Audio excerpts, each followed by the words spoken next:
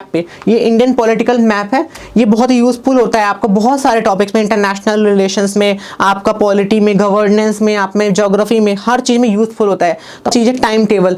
तो मैंने मेरा जो टाइम टेबल जो मैं फॉलो करता हूँ रेगुलर रूटीन पढ़ने का, तो मैंने लगा रखे हैं कुछ इंपॉर्टेंट मैंने आंसर्स वगैरह लिखे हुए हैं जो कि बार बार रिवाइज करना है, वो भी मैंने ट्राई करके रखा हुआ है। कुछ प्लानिंग, देन ऊपर मैंने कुछ मोटिवेशन के लिए लगा रखा है।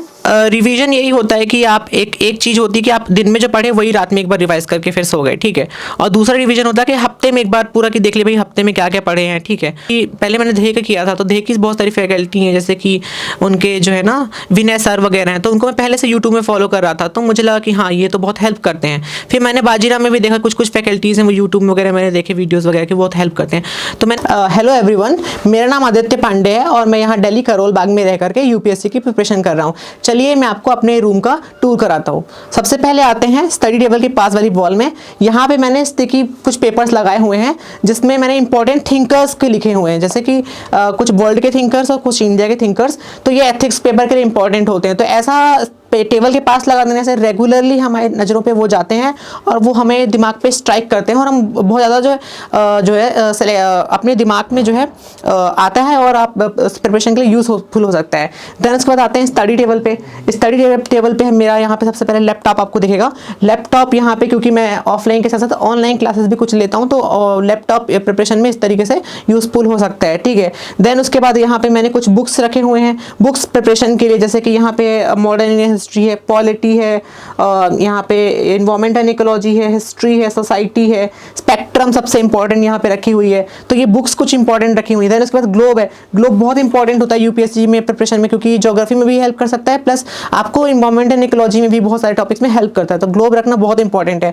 देन उसके बाद ये देखिए मैंने स्टडी टेबल के पास यहाँ पे कुछ एक कोट लगाया हुआ है, जैसे बी आर अम्बेडकर कोट है, जो मुझे बहुत मोटिवेट करता है। Life should be great rather than long. आपका जीवन महान होना चाहिए बड़े होने से ज़्यादा। तो ये क्योंकि स्टडी करते समय कई बार फ्रस्ट्रेशन लगता है, कई बार लगता है कि भाई अब हमसे नहीं हो पा रहा, बहुत डिफिकल्ट है ये, तो ऐसा मोटिवेशन के लिए लगाना कई बार यूजफुल होता है। उसके बाद देख सकते हैं वो बहुत प्लानर है। प्लानर डेली क्या क्या मतलब कि आपका दिन में जो पार्ट में डिवाइड करते हो, मॉर्निंग, आफ्टरनून एंड इवनिंग, तो आप उसमें प्लान करने के लिए कि भाई आफ्टरनून में आप ये पढ़ोगे, देन उसके बाद मॉर्निंग में ये पढ़ना है आपको, इस तरीके से। और प्लानर में मैंने यहाँ पे कुछ इंपॉर्टेंट टॉपिक्स जिनका मुझे आंसर राइटिंग प्रैक्टिस करनी है और उसका जो है उसमें मुझे बहुत इंपॉर्टेंट जो चीज़ें हैं जिनका मुझे बहुत प्रैक्टिस करनी है वो मैं लगा के रखता हूँ यहाँ पे प्लानर में ही, ठीक है। पीछे मैंने कुछ कोटेशंस भी रखे हुए हैं। देन मैंने अपने स्टडी टेबल के वॉल्स जो हैं यहाँ पे मैंने स्टिकी नोट्स लगाए हुए हैं। स्टिकी नोट्स यूजफुल होते हैं जब आपको कुछ चीज़ याद नहीं हो रही, बहुत डिफिकल्ट टर्म या टर्मिनोलॉजीज हैं, आप जब पढ़ रहे हो नजर जाती है तो अपने आप ही वो चीज़ याद हो जाती है। तो आप रेगुलरली उसे देखोगे तो वो चीज़ आपके दिमाग में बहुत स्ट्राइक कर जाती है और ये याद हो जाता है, ठीक है।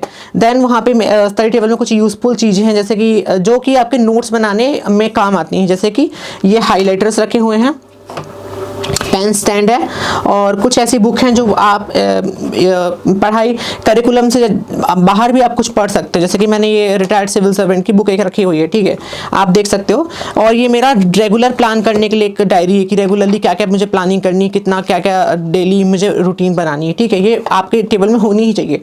देन उसके बाद आते हैं ये मैप पे। ये इंडियन पॉलिटिकल मैप है। ये बहुत ही यूजफुल होता है आपको बहुत सारे टॉपिक्स में, इंटरनेशनल रिलेशंस में, आपका पॉलिटी में, गवर्नेंस में, आप में ज्योग्राफी में, हर चीज़ में यूजफुल होता है। तो पढ़ाई के साथ साथ कभी भी फ्री होते तो आप मैप को देख सकते हो और ये याद करने के लिए बहुत यूजफुल होता है।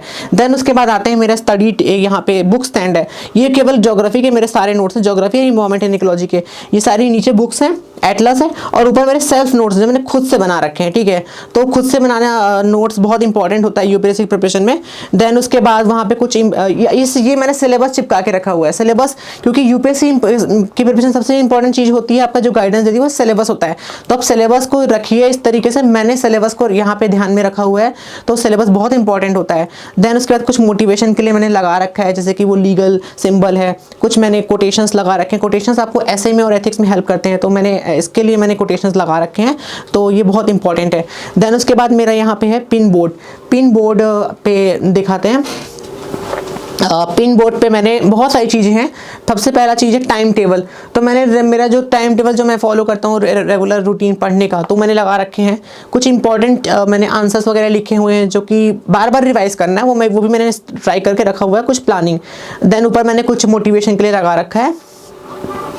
वॉच है, और ये मुझे जो मेरा टारगेट है कि भाई मुझे 10 दिन या 20 दिन में इतनी बुक्स पढ़नी है, तो मैंने वो लगा रखा है कि भाई इतना जो है आपका मतलब मेरा कुछ छूट ना जाए और बहुत ही प्रायोरिटाइज करके मैं उसे कर सकूं, ठीक है। तो वो, और उसके बगल में मैंने कुछ हिस्ट्री का लगा रखा है जो कि मुझे बार बार मुझे रिवाइज करना होता है, तो मैंने बॉल्स पे ही टांग दिया। ये बहुत ही अच्छे से डिटेल्स लिखी हुई हैं सारे एम्पायर्स की हिस्ट्री में, तो वो मैंने बॉल्स पे लगा रखे हैं।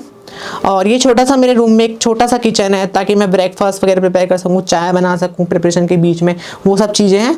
और देन उसके बाद वॉल में देन अगेन एक पॉलिटिकल मैप है, ये बड़ा है।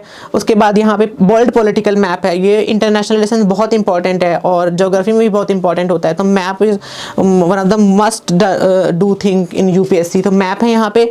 देन उसके बाद यहाँ पे मेरा यहाँ पे नीचे सारी मैगजीन्स हैं यूपीएससी से रिलेटेड। ये मेरी योजना कुरुक्षेत्र हैं, और ये बगल में मेरी विजन आईएएस और बाजी रामायण रवि की रिसाइटल जो मंथली पढ़ते हैं, और उसके बगल में भी मेरी सारी मैगजीन्स हैं और अंदर भी मेरी सारी बुक्स रखी हुई हैं, जैसे कि मेरी लिटरेचर की बुक हैं, एथिक्स की बुक हैं, गवर्नेंस की बुक है, नीचे आर्ट एंड कल्चर की बुक हैं। ऊपर आते हैं ऊपर वाले खंड में, तो ऊपर वाले खंड में मेरी सारी हिस्ट्री, पॉलिटिकल साइंस से और सोसाइटी से रिलेटेड बुक हैं। ये सारी मेरी, जैसे कि ये इग्नू के नोट्स हैं जो मेरे ऑप्शनल के लिए हेल्पफुल, मेरा हिस्ट्री ऑप्शनल है, और ये हिस्ट्री से रिलेटेड बुक हैं, जैसे कि एनसीईआरटीज़ हैं और अदर बुक्स हैं यहाँ पे, एनसीईआरटीज़ वगैरह सोसाइटी से रिलेटेड, और पॉलिटी की भी बुक रखी हुई हैं यहाँ पे। तो यहाँ पे मेरी सारी बुक्स हैं। इधर यहाँ पे सारे नोट्स हैं जो मैंने खुद से बनाए हुए हैं, सेल्फ नोट्स मैंने बनाए हुए हैं, तो सारे यहाँ पे सेल्फ नोट्स रखे हुए हैं। प्लस ऊपर कुछ कोचिंग मटेरियल्स हैं, जैसे मुझे मेरे कोचिंग से जो येलो बुक्स मिली हैं वो मैंने यहाँ पे रखा हुआ है। तो वहाँ पे यहाँ पे मेरा कोचिंग मटेरियल है, और यहाँ पे मेरे सेल्फ नोट्स हैं जो मैंने खुद से बना रखे हैं, बिकॉज बुक कितनी पढ़ लो सेल्फ नोट बहुत ज़्यादा इंपॉर्टेंट होता है, आपको बनाना ही पड़ता है। तो यहाँ पे सेल्फ नोट्स हैं, और यहाँ पे मैंने एक वॉल पे चिपका रखा है एथिक्स के लिए, फिलोसफर्स को रिवाइज करने के लिए। Hello everyone, welcome to aspirant live. अभी मैं करोल बाग में हूँ आदित्य पांडे भैया जी के यहाँ, जो कि यूपीएससी का प्रिपरेशन कर रहे हैं। इनका जो रूम है बहुत ही चीपेस्ट फ्लाइट का रूम है, और आज हम इस वीडियो में बहुत सारी बातें कवर करने वाले हैं, जैसे कि भैया क्या टाइम टेबल फॉलो करते हैं, क्या मोटिवेशन था भैया का जो यूपीएससी की फील्ड में लाया, ऐसी बहुत सारी बातें हैं। तो आज हम इस वीडियो में सारी कवर करेंगे। अगर आप चैनल पर नए हो तो चैनल को सब्सक्राइब कीजिए, वीडियो को लाइक कीजिए एंड शेयर कीजिए।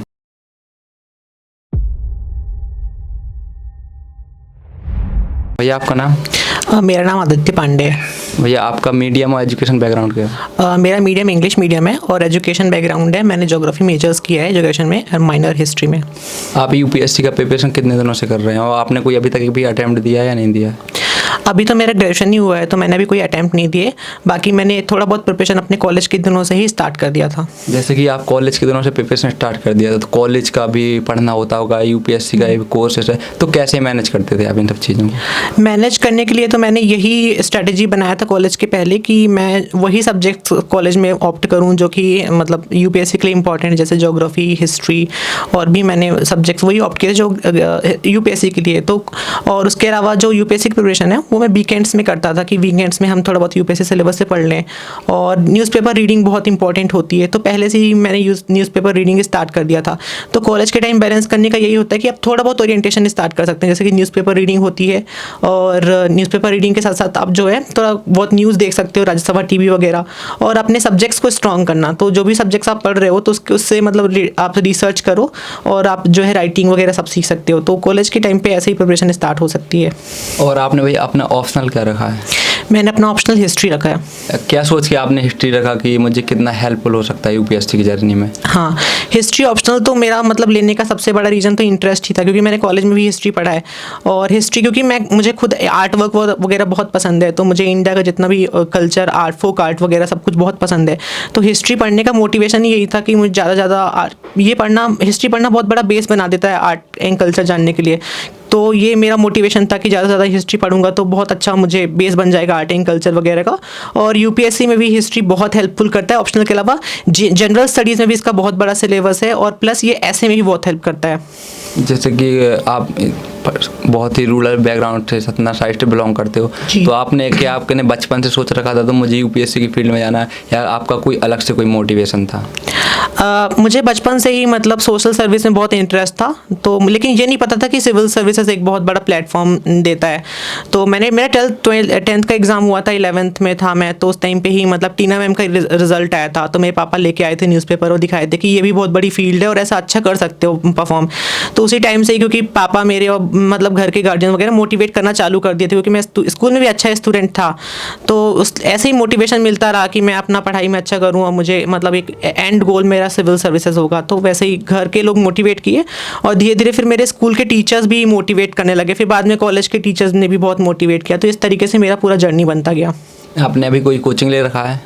जी, मैंने अभी कोचिंग जनरल स्टडीज़ की मैंने ले रहा हूँ बाजीराम एंड रवि से। इसके पहले भी मैंने DIAS में किया था वीकेंड क्लासेस पे जब मैं कॉलेज में था। तो जैसे कि सुनते हैं कि जो फैकल्टी है बहुत अच्छे हैं, लोगों से सुनते हैं, तो क्या सच में आपको लगा कि हाँ जब आपने कोचिंग लिया, जो आपने पैसा दिया, तो आपको लगता कि हाँ मैंने सही जगह अपना पैसा लगाया, आपको बेनिफिट हुआ है कुछ? मुझे लगता है कि अगर कोचिंग में पैसा लगा रहे हैं, कोचिंग कर रहे हैं, तो वो आपके लिए तब भी बेनिफिट होगा जब आप कॉन्सेंट्रेटेड होकर, डिसिप्लिन होकर क्लासेस में आप टीचर्स को फॉलो करते हो और बाद में सेल्फ स्टडी भी करते हो। और उसके अलावा अगर आप सेल्फ स्टडी मतलब नहीं फॉलो कर रहे हो, रूटीन वगैरह, और टीचर्स को सही से फॉलो नहीं कर रहे हो, तो आप कुछ भी कर लो, कितने भी अच्छे फैकल्टी हो, आपको हेल्प नहीं मिलने वाली उससे। तो ये it all depends on you कि आप कैसा जो है कवर अप करते हो। जैसे कि करंट अफेयर का काफ़ी अच्छा रोल माना जाता है UPSC में, तो आप करंट अफेयर कहाँ से पढ़ते हैं? करंट अफेयर का सबसे बड़ा सोर्सेज होता है न्यूज़पेपर रीडिंग, और उसके अलावा मंथली मैगजीन्स वगैरह आती हैं, बट न्यूज़पेपर का कोई सब्स्टिट्यूट नहीं है। रेगुलर न्यूज़पेपर रीडिंग करनी ही है, उससे ही आपका रेगुलरली आपका ग्रो अप करते हो, डेवलप करता है दिमाग की, आपको जो है डिफरेंट चीज़ें जो हो रही हैं आप उससे रिलेटेड आप अपना बेस स्ट्रॉन्ग कर सको। तो सबसे बड़ा करंट अफेयर का सोर्सेज न्यूज़पेपर ही है। आप कौन सा न्यूज़पेपर फॉलो करते हैं? मैं इंडियन एक्सप्रेस और द हिंदू दोनों पढ़ता हूँ सेलेक्टिवली।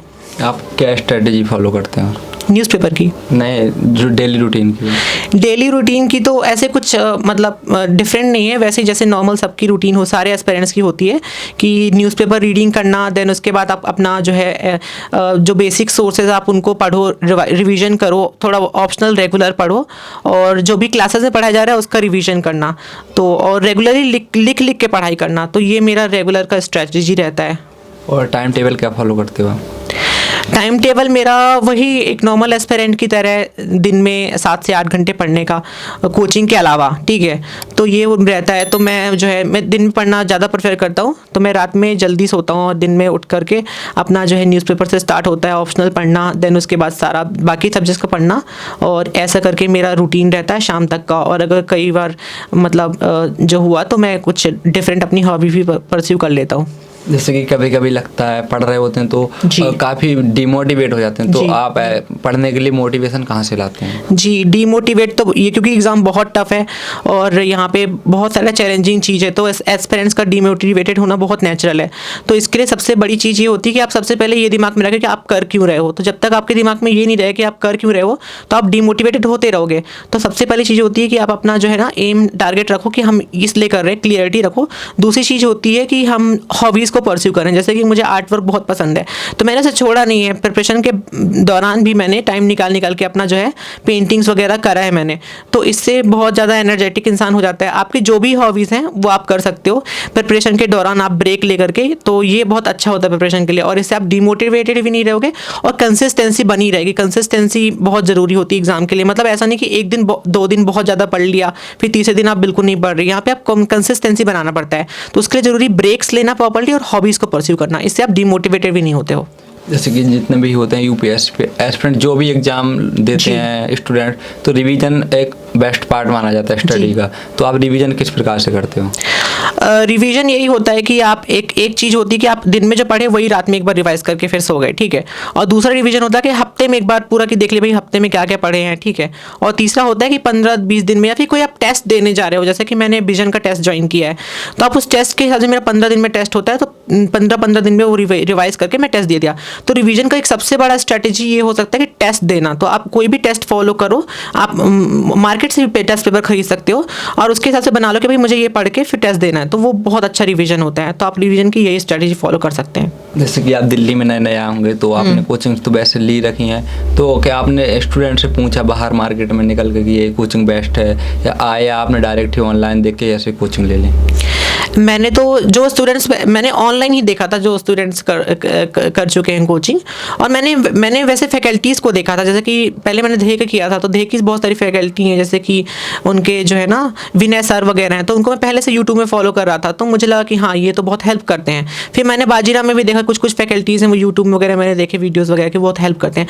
तो मैंने बेसिकली फैकल्टीज़ देख के लिया था। प्लस सीनियर्स का रोल तो होता ही है बताने के लिए कि आप ये कोचिंग करोगे तो आपसे ये आपका ये फ़ायदा होगा, वो फ़ायदा होगा। तो इस तरीके से आप जो है कर सकते हो, आप यहाँ वहाँ से देख के ऑनलाइन आप देख सकते हो। जैसे कि जो नए स्टूडेंट आना चाहते हैं दिल्ली या यूपीएससी की प्रिपरेशन में, तो आपका क्या मैसेज रहेगा उनके लिए? मेरे लिए मैसेज यही रहेगा कि आप यहाँ पे लोग इस चीज़ से अट्रैक्ट होकर आते हैं कि कोचिंग होगा, इतना गाइडेंस होगा, बट उससे ज़्यादा मैटर करता है सेल्फ स्टडी। तो आप यहाँ पे आ रहे हैं तो दोनों चीज़ें दिमाग पे रखें कि हाँ एक तो गाइडेंस तो मिलेगा ही, प्लस डिसिप्लिन रह के सेल्फ स्टडी बहुत ज़्यादा करना इंपॉर्टेंट है। जितना यहाँ पे अपॉर्चुनिटीज़ हैं दिल्ली में, उतना उससे ज़्यादा डिस्ट्रैक्शंस हैं। तो यहाँ पे इंपॉर्टेंट है बैलेंस बनाना और जो है कंसिस्टेंसी बना के रखना। तो आने वाले स्टूडेंट्स के लिए यही मैसेज है कि आप सब कुछ बैलेंस होकर यहाँ पे चलना पड़ेगा जो है। आई होप गाइज आपको ये वीडियो पसंद आया होगा। जैसा कि आपने देखा कि मैंने भैया से सारे क्वेश्चन किए, जैसे कि क्या भैया टाइम टेबल फॉलो करते हैं, क्या स्ट्रेटजी है, करंट अफेयर कहाँ से पढ़ते हैं, तो ऐसे बहुत सारी बातें हैं जो मैंने इस वीडियो में कवर की हैं। अगर आप चैनल पर नए हैं तो चैनल को सब्सक्राइब कीजिए, वीडियो को लाइक कीजिए एंड शेयर कीजिए। जय हिंद।